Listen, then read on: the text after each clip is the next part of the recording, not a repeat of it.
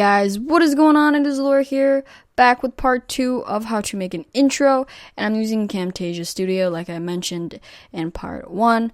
Down here I got the intro already placed here, and the music. I trimmed it up to make it sync within this video here.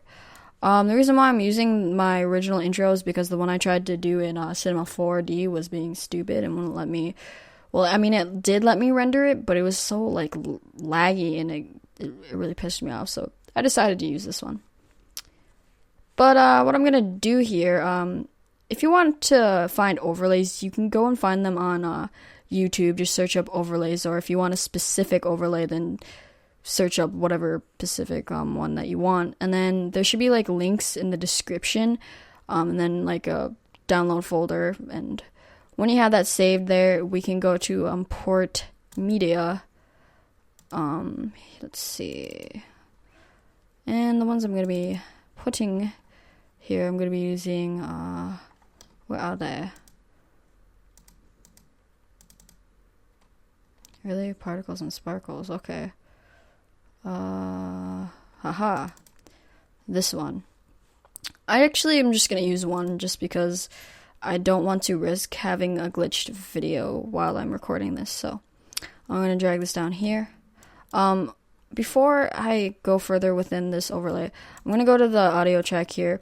We don't have a fade out, and in normal intros you have like a fade out. So I'm going to right click here, I'm going to go to edit audio, and there's a button here that says fade in and fade out. Obviously you're going to want to click the fade out button, and that will create a fade out, so it'll sound better, you guys. I'm going to go and click the overlay. As you can see, you can't see the text, so if I were to play this, you would not see it. As if I were, hold on a second, what was I going to say? Oh, to make the text visible, basically, is you want to go to remove a color, and we're going to choose black because the background is mainly black. And now you can see that this text is visible. You can see it. I'm going to turn down the opacity of this because it's super bright and kind of annoying. I'm going to go back here. You can colorize the overlay if you like. It's already at orange, I think. I'm going to change it to red because it looks like lava. But yeah, just make sure that when you have an overlay or different overlays to remove the color, and then whatever color they have the most of in that overlay, change it to that color, which in this case, this is obviously black, but just change it to the color that the overlay has mostly. So, moving on. To expand this clip track here, if your clip won't expand past a certain point, then we can right click and go to clip speed. I'm going to turn down the percentage a little bit, and this green bar is going to appear like so, and I'm just going to drag it to the end of the clip, just like that. Alright. So now if I were to play this out, this is what it will look like, or look and sound like.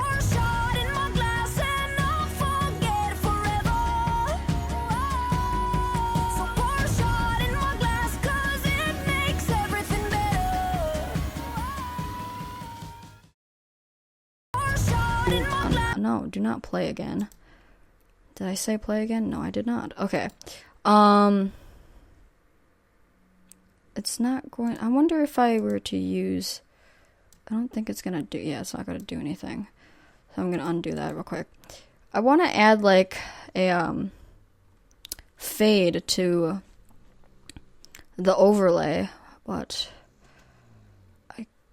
for the life of me, I cannot remember how to do that. Let's see.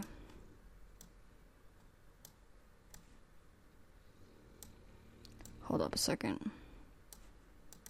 Ah, there we go. Well, okay, so we'll do fade through black. I'm just gonna do that, so if I were to go back here, it's gonna, there we go. Perfect. Okay. Now going back to the main, like, details here.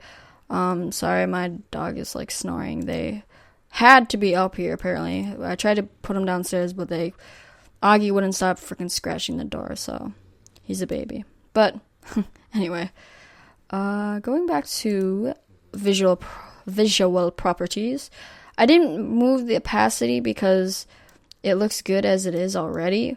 Obviously, you can scale it. I'm not going to scale it because it looks stupid if I were to. You can change the position, add a drop shadow, which actually kind of looks cool. You can colorize it, obviously. Like I stated before, you can turn up the color, you can turn it down. And then remove color. Remove a color. This is important, you guys. If you do not remove the color and you're like panicking and trying to figure out why you can't see your text, it's because you did not do remove a color. So make sure to remove a color and change it to black, which is going to be the main color for most overlays. So yeah, so don't like freak out that, oh, I can't see my overlay, what the hell is going on, you cheap prick, you didn't show me how to do it, or whatever. Okay, just ignore me, you guys. So yeah, I'm ranting. Anyway. Okay. Also, if you go to visual properties for the text, you can also change the color of the text if you like. You don't have to, but I think the red looks cool.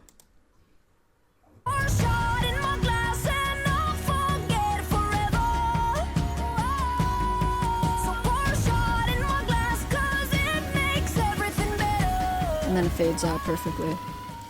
And it doesn't play again, because if you play again, I'm going to, I don't know, I'm going to do something. I don't know what, but I'm going to do it. Okay, moving on. So, once you got your intro here, and you got your overlays, like I said, you can add, I don't know if I mentioned this, but you can add more overlays. I'm just using one because I don't want to risk the fact, I don't want to risk having a glitch video. Also, with the intro, I always make sure that the intro is in sync with the music itself. And what I mean by that is that I actually played my intro song over and over, and I played the video in Cinema 4D over and over, and I kind of tracked each movement within like the certain like beats. So, for example, I'll show you here.